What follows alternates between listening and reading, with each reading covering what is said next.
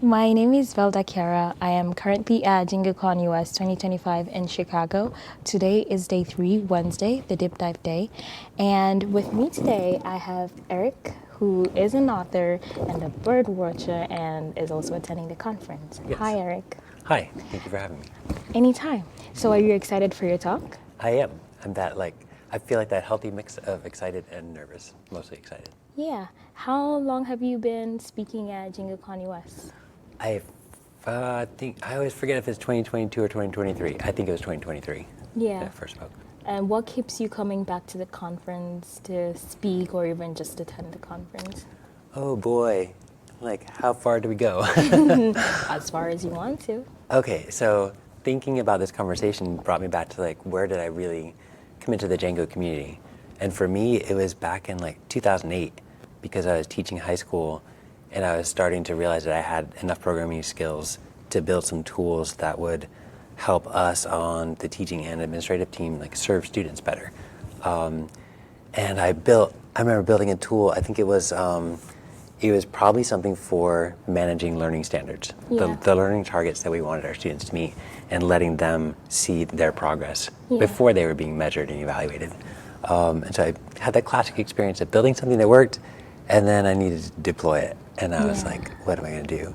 And even before that was the choice of what am I going to build it in? So Yeah. I remember looking at different frameworks and different languages, and I'm so grateful that I found Django as early as I did, because even though I started to hit some obstacles, like the Django framework and the Django community was a world that I could continue to make progress in. That sounds exciting. And you have an education background. How does Django now tie up to like being in the education system now, figuring out, like you said, you had to come up with like say a deployment checklist, which I think Jeff has also referenced that on the panel Yeah. that he was on. Yeah. So would you walk us through from the need that you had to the implementation process and how that has changed over the years? Yeah. So 2008-ish, I think I was using Django 1, 2, or 3-ish. Yeah. Like before migrations were formally part of Django. And so my first deployment was literally a laptop that I closed the lid on and did not suspend and put it into a closet in my classroom. Yeah. And fortunately, I had an IT department that was fine with that. They supported innovation. And so as long as we were transparent, they let us do that. I'm grateful for some of the hardships I've had around that, like because it was a really clarifying experience of what are the challenges that people face when they have good ideas but don't have the right kind of expertise. So I got to watch deployment get easier around like Heroku and then some other platforms. And then for me, the big change was I got invited to write a book in 2013, and I had been teaching math and science, but I would teach programming whenever I could. Little subversive thing. But I really liked how making an intro programming class an optional thing for students lets everybody who's curious just come in and try it, and with very little of the academic pressure that makes it harder for people to engage fully. So I was looking for a book that I could teach, that I could let my students work through and just answer their questions so they could work at their own pace. And around that time, all the books that were available either kind of spoke down to you as a little kid, Yeah. or made too many assumptions about what you already know. So I ended up writing the book that I wished I could teach from. And my guiding principle of my book was, what's the least you need to know in order to start doing your own meaningful projects. Yeah, And one of and- those projects was a Django project. Yeah. And I took it all the way through deployment because I knew that while it's satisfying to build something that works on your computer, particularly with web frameworks, it's only really satisfying if other people get to use it as Yeah. well. And I like that you brought your book up. What has changed from the original version or from the old version to the current version that's available right now? Oh, lots of things. So the book is Python Crash Course. Yeah. It's really 2 books in one because the first half is an introduction to Python Yeah. with that curated question of like what's the least you need to know in order to like be able to move forward and learn all the rest of the things that you will need to know. Yeah. But that last project in the book is a Django project, and people deploy it. And so that has put me in a position of watching how the deployment story in Django, the initial deployment story in Yeah. Django for 10 years now. And in some ways, it's gotten easier. In some ways, like for people who don't know a lot about deployment, it's not all that different, and maybe it's even worse. Because in 2015, we had git push Heroku main as a workflow, and you had to do some configuration. But like Heroku had this amazing free tier. Yeah. And Before it went away. yeah, and honestly, it was probably too much of a free tier. Yeah. But that made it easy for people who could make something work on their computer, made it possible, I should say, for somebody who could make something work on their computer, make it available to other people, which is Yeah. the whole promise of web apps. Yeah. Yeah.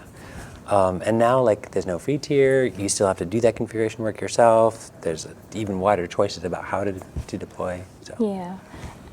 I mean, those are all like good considerations to have, and also objectives to have when you're writing a book and considering all the outcomes. And I like the fact that you also pointed out, like, at that time, the books weren't really that good for the audience that you were actually Right. targeting, or rather Right. in this case, maybe that was even you Yeah. and what you wanted to know. Yep. So you also run a newsletter as well. Yes. How does that complement now the book? Great question. To kind of clean up that kind of rambling about deployment and stuff, Yeah. you know, you started this with the question of like, what keeps me here? Yeah. I love that the Django community is this mix of people who know way more about deployment than I do and do way more complex stuff than I will probably ever get involved in. And I can listen to them, and I get like intellectual curiosity satisfied by listening to what they're wrestling with. Yeah. And so many people who are empathetic towards people trying to do things and learn things who don't have all that experience. And so this community just brings together technical expertise and like good people, empathetic people. And so it's just a joy to keep coming back to. And I was told that before I started going to PyCon before I went to DjangoCons. Yeah. And people said, you should go to DjangoCon. It's like an even like distilled version of PyCon. Yeah. And it's held true for years. Wow, and you still keep on coming back. I do. think thank you for continuously also pouring in form of creating resources for people who are learning Django. And now that you're having a talk, would you like to give us a sneak peek of your talk? Yeah, I would like to answer your question. You asked about the newsletter, and I started a newsletter. It's called Mostly Python, and I started that because I got, my book does really well, but it keeps me just writing about the same thing all the Yeah. time and thinking about the same topics, and I'll do that forever, for as long as people are reading it. Like the real picture there is people learning, Yeah. and when you learn how to program and you learn to build things, it changes your life because you gain power and you gain control and you can create things.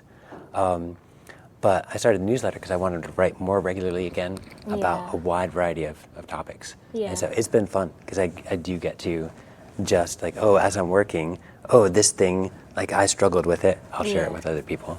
Yeah. Yeah. And should we expect you to come up with a new book? Are you trying to write something new? I don't know. So the thing with writing a technical book Yeah. is that you need to rewrite it every few years. And somebody asked me this week, so do you really rewrite the whole thing? Yeah. And no, I work from copies of the previous edition, but I make myself mentally wipe the slate clean and say, if I were writing this book fresh today, Yeah. would I do it the same way? Because I don't want it to just become stale. Like, think about Python. Python is not the same today as it was in Yeah. 2015. Exactly. And the world isn't. And so I try to make sure, like, an introduction to Python in 2025, what should that look like in book form? And that's the new edition that I tend to write each time. So it keeps me on this cycle of, like, I have this full-time or more than full-time work for 6 to 18 months every 3 to 5 years. And in between, I write other things. I do programming projects. I go hike and climb. Go bird watching. Bird watching, yes. How does bird watching complement what you do in Python and in education in general? Oh boy, I feel like everybody is a latent birder. I mean, you told me this, and it seems Yes. like it was sort of true. Yeah, Yeah. yeah.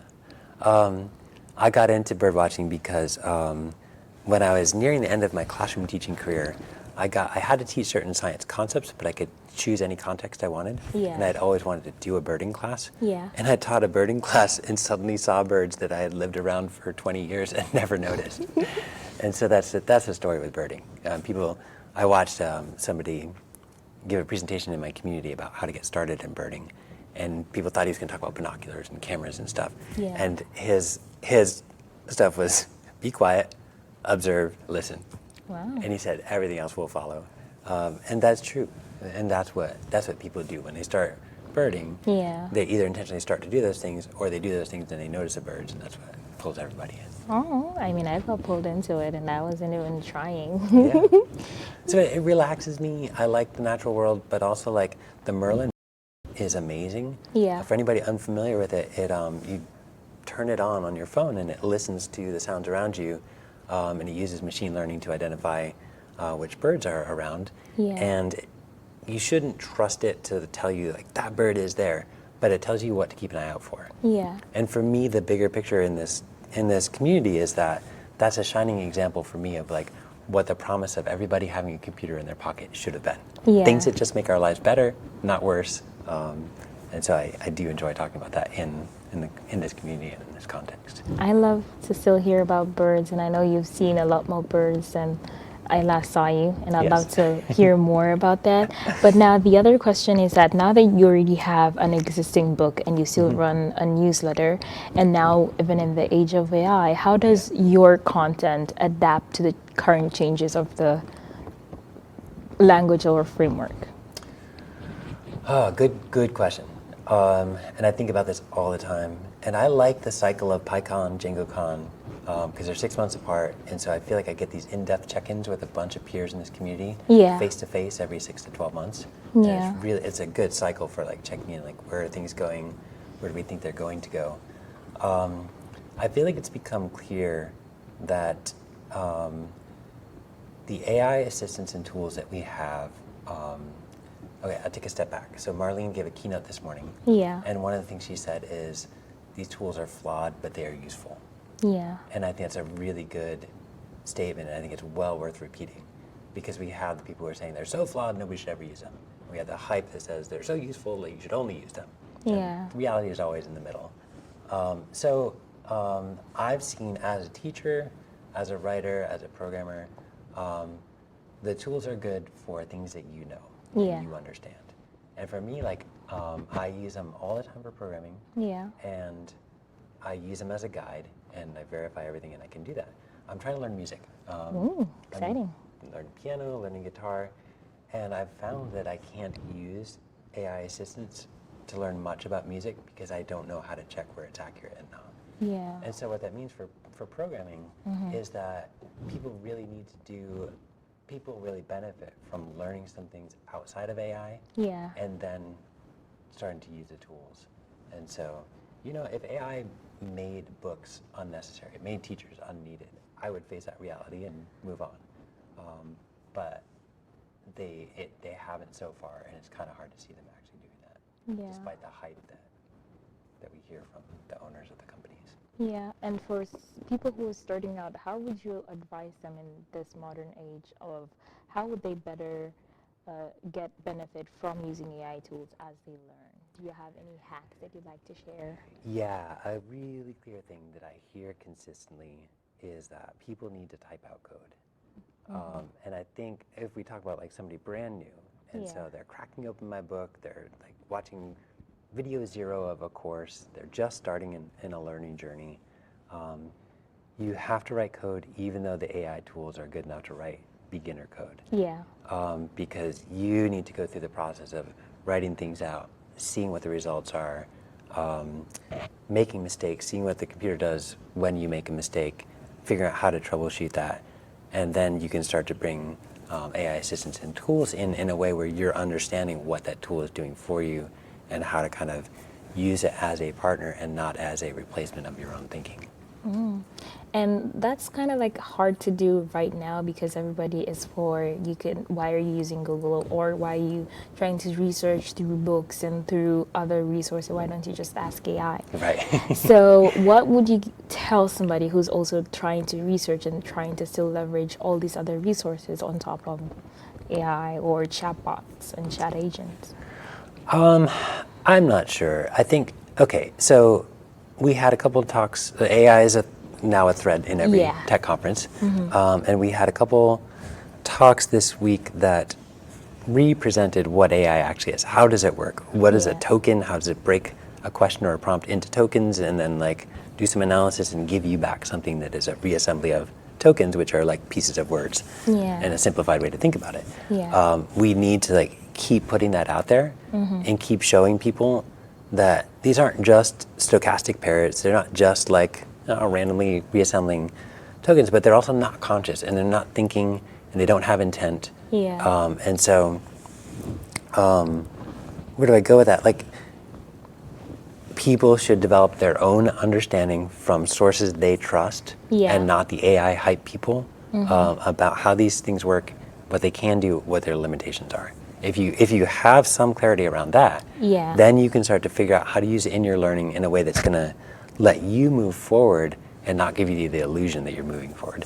And I'll take a step back. Like, I started teaching programming in like the mid 2000s, and people then were like reluctant to teach kids in terminals because kids don't really want to just print something to a terminal. Yeah. I have found throughout my life, people who are not programmers, if they can do something in a terminal and it works, they feel good. Yeah. And so, like, all throughout history, people who truly want to learn something, most people are okay to be like do really basic stuff Yeah. and build their understanding from that and then move forward. Yeah, and that sounds like really good advice to people who are also trying to learn in this very uncertain age. Yeah. And my other question is more into now you're writing and how you already have a book. Thank you for signing my book, by the way. You're welcome. The reason why I like your book is that you could also use it as a reference point. Like, you don't just finish it and pack it Right. up in the shelf. It will be like, oh, you talked about this, and I remember reading this particular line. Let me just go and research it and figure out, okay, what's going on? Am I not getting it correctly? And so for new authors who are also trying to figure out the balance, whether they even need to write a book initially, what advice would you give them when they're starting out as authors? So that's the first part of the question. The second part is that now for seasoned authors, how would they continuously change your content to adapt to different changes of the ecosystem? All right. So I have a pretty clear answer to this. Yeah. And at PyCon this spring, there was an authors panel. Yeah. And typically, I've done my own open space where I say anybody who's interested in my book, like, come, Yeah. we'll have a conversation. Yeah. And this time, there was an authors panel, so it was much more enjoyable to be part of that panel and have this shared conversation about writing in general and people reading in general and Yeah. what to make of that. And the message I hammer home is that like, a book is a promise. Yeah. It says, if you start here with me, I will take you here. Yeah. And I'll leave you in a place. Yeah. And so, where does that promise start? It starts with a proposal. And so, if you are going to write a book and get it published by a traditional publisher like No Starch, who I write with, or O'Reilly, or any of these established publishers, they require you to submit a proposal. You don't just submit a 500-page book. And the proposal says, like, what is your idea? Describe in like 1 to 3 sentences what your book is going to be. Yeah. Who is your audience? What other books currently cover this topic? How is your book going to stand out in that? And it can sound to people like that's all marketing, but what it really is say, like, why does the world need your book? Yeah. Why do you need to write this, and why do other people need to read this? Yeah. And so if you can craft a strong proposal, and not just one that sells your idea, but one that like answers those core questions. Why do we all need this book? Yeah. If you can do that, that's your promise. I promise if I write this book, I will deliver that. I promise if the book gets published and you start here with me, I will get you there and you'll be able to do Yeah. something. And so in that room, that really resonated. And people ask questions like, how do I market my book? Yeah. And my answer is like, go back. If you have that solid proposal and that promise, your marketing is communicating that. Yeah. If you don't have that, no like Facebook advertising program is going to give you Yeah. an audience. And so to bring it to your question of seasoned writers, Yeah. I have watched, okay, my commitment was if I go through the process of doing all that work, is like years of work. I thought I was going to write my book in 6 months and Yeah. revise it in the next 6 months. And it was 2.5 years of, Wow. and everybody has that story. Yeah.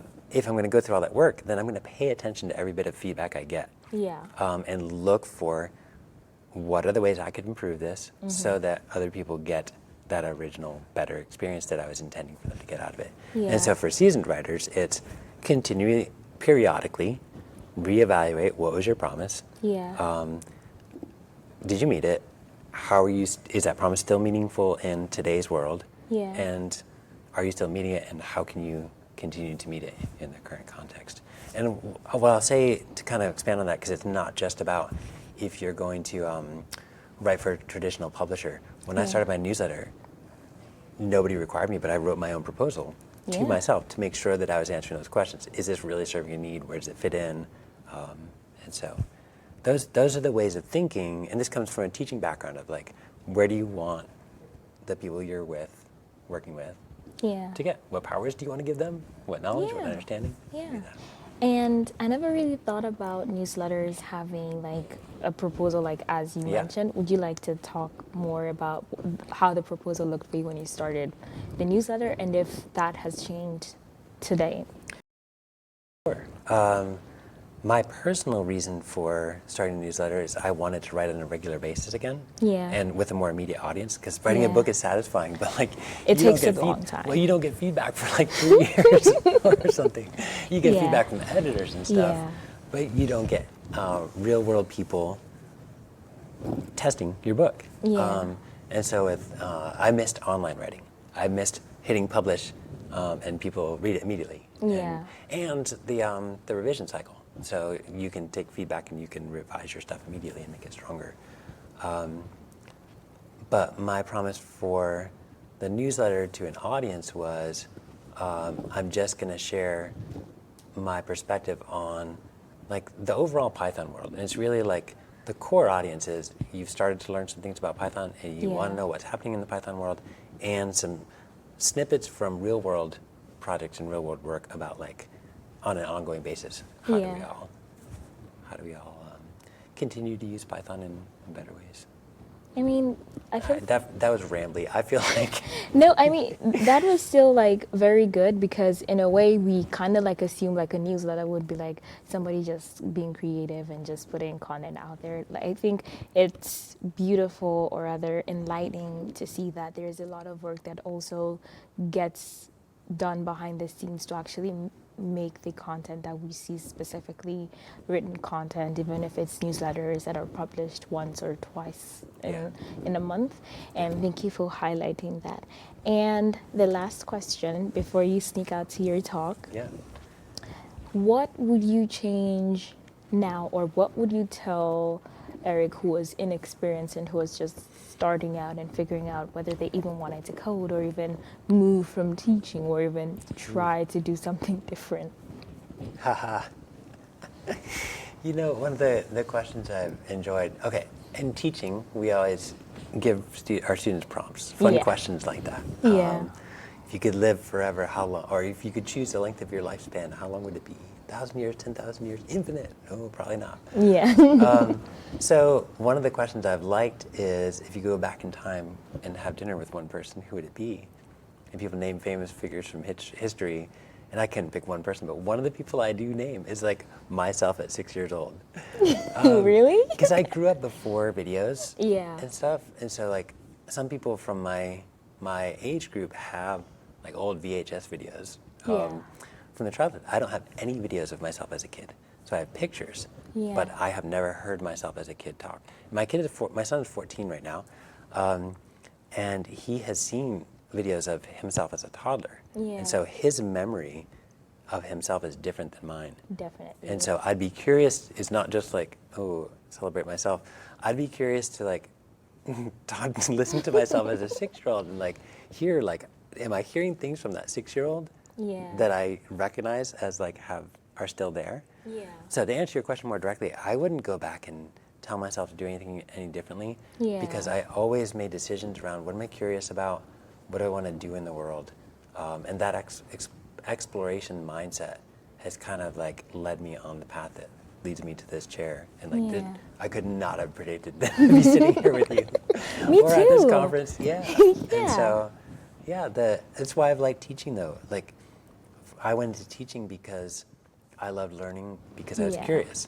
And so I went into teaching to help foster curiosity in every student I ever met. Yeah. And it's been a joyous life, and you I can't mean, predict where it goes. clearly, you're having fun. It Yes. seems a lot of fun. Yes. And thank you for coming through. I also really like your answer because it shows that in every stage of your life, you had the best resources to make the most of the choices you had. And Yes. in saying that you wouldn't change anything is to say that everything happened as it was supposed to happen based on the information you had. Yeah, and it's, I recognize there's privilege in that because there are, I've had some hard experiences and some of my health experiences and whatnot, but I did not have trauma imposed by other people, to phrase it one way. And so I recognize it's a pretty privileged place to say like, I wouldn't change anything about my life. Yeah. But the bigger picture of like, would you give yourself a stock tip 10 years ago? Or would you give yourself like, learn this thing? Yeah. The clearest thing I'd communicate, and this is part of why I would like be kind of hands off. Just like curiosity, like stay curious. Even when things are hard, don't lose that curiosity, even if you have to put your head down for a while to deal with some things. Because curiosity guides humans. Yeah. So thank you for that. Yes. I hope you enjoy your talk. Thank you. I'll be in the audience making fun of your changing of your glasses every time. And thank you for coming through. I hope you enjoy the rest of your conference. All right. Thank you for having me. Thank you.